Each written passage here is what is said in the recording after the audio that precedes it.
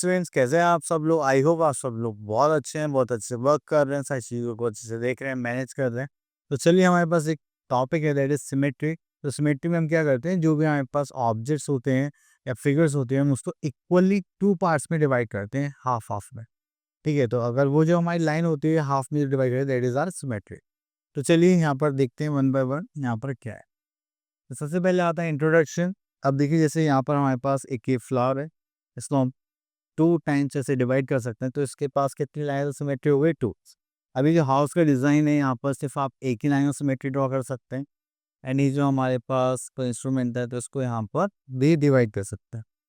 तो चलिए, ये हो गई हमारी lines of symmetry with the objects. Next is consider the following triangle. अब देखिए, ट्रायंगल्स की बात चल रही है यहाँ पर। तो देखिए, हमारे पास लाइन्स ऑफ सिमेट्री एक ड्रॉ करी गई है और इसको हमने 2 इक्वल पार्ट्स में डिवाइड कर दिया है। ठीक है?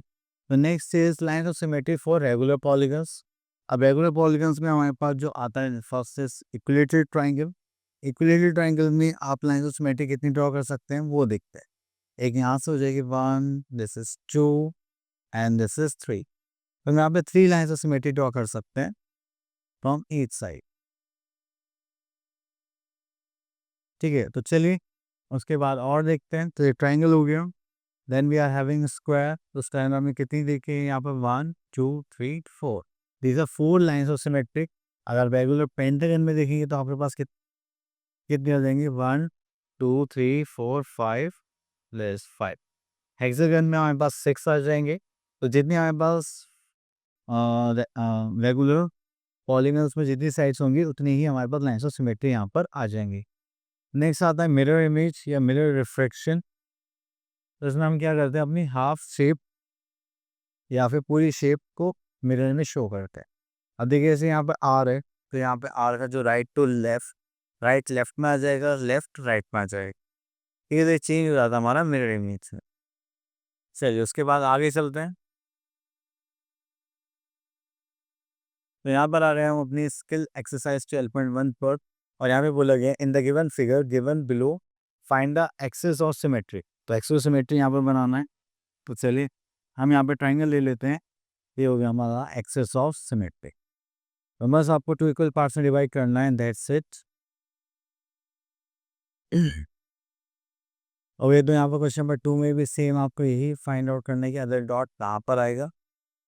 अब देखिए, जैसे कि यहाँ पर है, तो दूसरा डॉट हम कहाँ पर ड्रॉ करेंगे? यहाँ पर। ठीक है? जब भी तो इक्वल हो पाएगा। चलिए, उसके बाद आता है रिफ्लेक्शन ऑफ मिरर सिमेट्री। तो यहाँ पे देखिए, हम इसको पूरा करते हैं। तो first thing we have to make a triangle just like equal to this part. ठीक है? बहुत ही ध्यान से बनाना है। अब देखिए, दोनों पार्ट इक्वल लग रहे हैं, that is our mirror image. ठीक है? तो ऐसे ही आपको यहाँ पर एफ ड्रॉ करना है और यहाँ पर ए। तो चलिए, इसके बाद ये तो आप लोग कर लेंगे। तो यहाँ पर आते हैं हम अपने रोटेशनल सिमेट्री पर। अगर हम रोटेशनल सिमेट्री की बात करें, तो यहाँ पे हमारे पास सेंटर ऑफ रोटेशन होता है, जिसमें क्लॉक मूव करती है। ठीक है? चलिए, तो वो हो गया हमारा सेंटर ऑफ रोटेशन। अब इसमें जब भी हम किसी फिगर को रोटेट करेंगे, तो वो हमें बताता है कि वो कितने एंगल्स पे रोटेट कर रहे हैं। अब देखिए, जैसे ये हमारे पास ऑरिजिनल फॉर्म है। ठीक है? A B C D. अगर इसको हम एक बार रोटेट करेंगे, तो ये चेंज हो गया, एक ही जगह क्या आ जाएगा? डी। एंड आप देखिए, हमने यहाँ पर कितना रोटेशन लिया, दैट इज 90 डिग्री। तो स्क्वायर में हमारे पास कितना रोटेशन होता है? 90 डिग्री पर रोटेट करते हैं सेम फिगर लाने के लिए। लेकिन अगर हम ट्रायंगल की बात करें, तो यहाँ पर हम कितने का लेते हैं? 120 डिग्री का रोटेशन लेते हैं। ठीक है? देन उसके बाद हम आगे चलते हैं। अब ऑर्डर ऑफ रोटेशन सिमेट्री यहाँ पर आ चुका है कि हम अकॉर्डिंग टू आवर फिगर्स क्या करते हैं, अपने रोटेशंस देखते हैं। चलिए, उसके बाद देखते हैं। ओके, यहाँ पर आ रहे हैं हम अपने एक्सरसाइज 12.2 पर। तो यहाँ पर write down the order of rotation symmetry. अब देखिए, अगर हम यहाँ पर लेंगे, तो अब हमारे पास सिर्फ ये रहेगा। तो हमें इसको करने के लिए कितना करना पड़ेगा? That is 180 degree. ठीक है? तो चलिए, इसी टाइप से आप लोग यहाँ पर इन फिगर्स को कंपेयर करेंगे। एंड अगर आप देखिए, जैसे यहाँ पर ए है, तो ये यहाँ पर आ गया, तो यहाँ से पूरा कितना घूम गया होगा? That is 180 degree. ठीक है? देन ये यहाँ से यहाँ आ गया, तो इसको भी कंप्लीट रोटेशन करना पड़ा होगा। तो यहाँ पर 90 डिग्री हो गया। एक्चुअली वही 90 डिग्री मूव कर रहा है, यहाँ से आया दिस साइड। हाँ, तो अगेन यहाँ से 90 डिग्री मूव करा, this is 180 degree, this is 270 degree and this is 360 degree. Clear? चले उसके बाद आगे चलते हैं। ये तो यहाँ पर आता है line symmetry and rotational symmetry. Okay, तो चलिए अब हमारे पास यहाँ पर फिगर्स आ जाएंगे। यहाँ पर पूछा है कितनी आप लाइन सिमेट्री बना सकते हैं, कितनी नहीं बना सकते हैं। तो चलिए हम आ जाते हैं एक्सरसाइज 12.3 पर एंड यहाँ पर हमें कुछ इंग्लिश अल्फ़ाबेट्स के बने।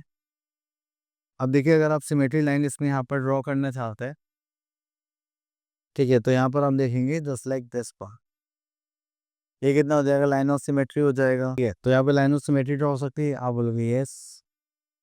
Number of line of symmetry कितनी ड्रॉ हो सकती है यहाँ पर,